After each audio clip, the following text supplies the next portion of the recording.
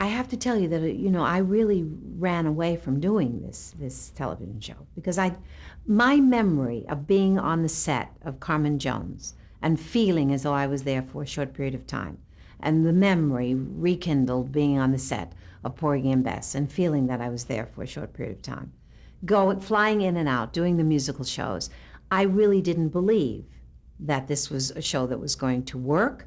I thought it was something that was going to relieve someone's conscience for a very short period of time. And I really thought, let them go elsewhere. It's not. But there was a very good friend and a smart man at NBC. His name was Dave Tebbutt.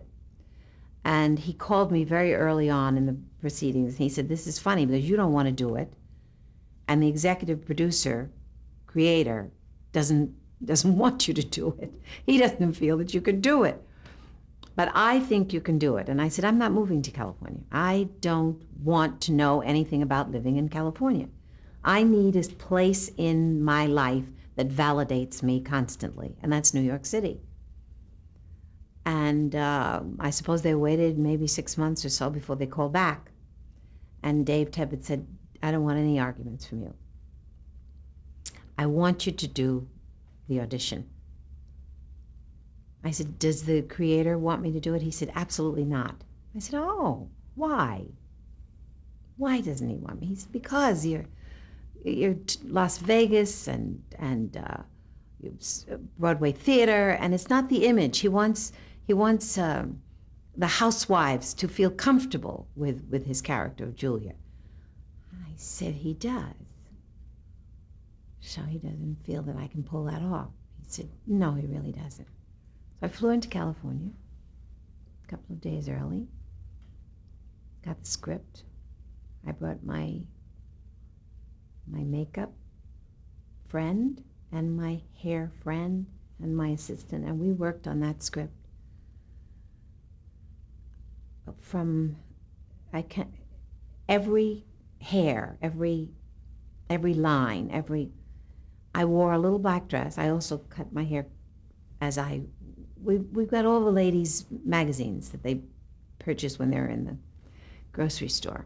Well, that's what it's all about, preparation, preparation, preparation. And as I mentioned to you, Hal was not exactly ecstatic about having this meeting. It was not something he felt I could do. So naturally, I worked on it even harder. But when I walked in the door, he said to my agent, that young lady that just came through the door, if Diahann Carroll looked like that, I could understand it because, she could be. And my agent said, thank God that is Diahann. And he said, she doesn't look like Diahann.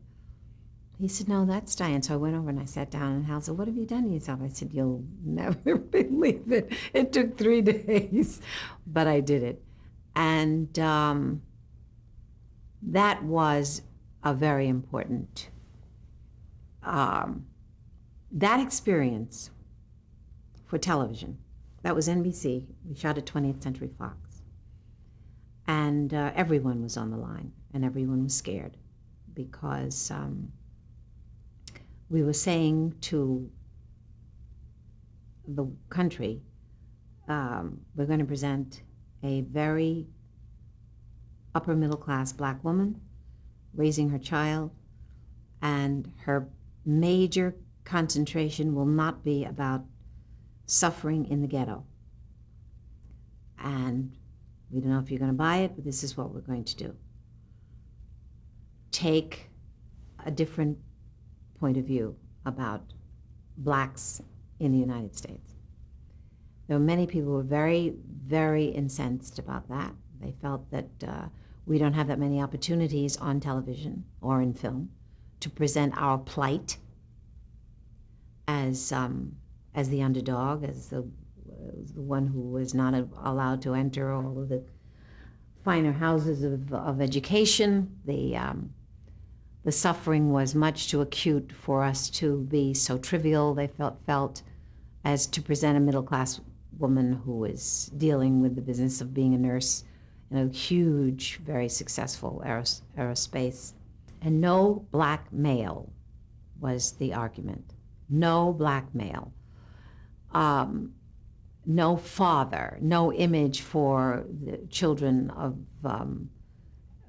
Hispanic, all ethnics, to relate to a father.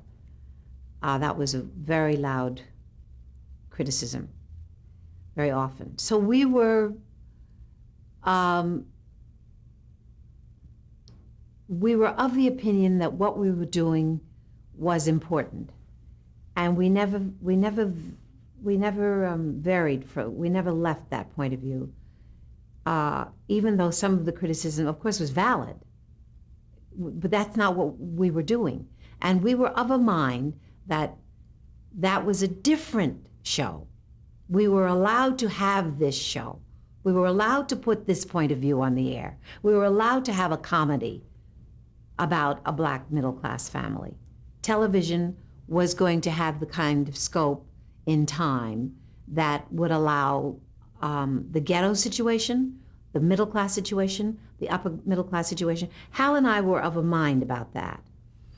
So while the criticism was heavy and sometimes very, very unkind, sometimes threatening, we stuck with that premise. We also hired black psychiatrists to guide us, to make sure that our child, my son, and his little playmate, both of them about 5 or 6 years of age when they were hired, that they were involved in situations that made them aware of black males.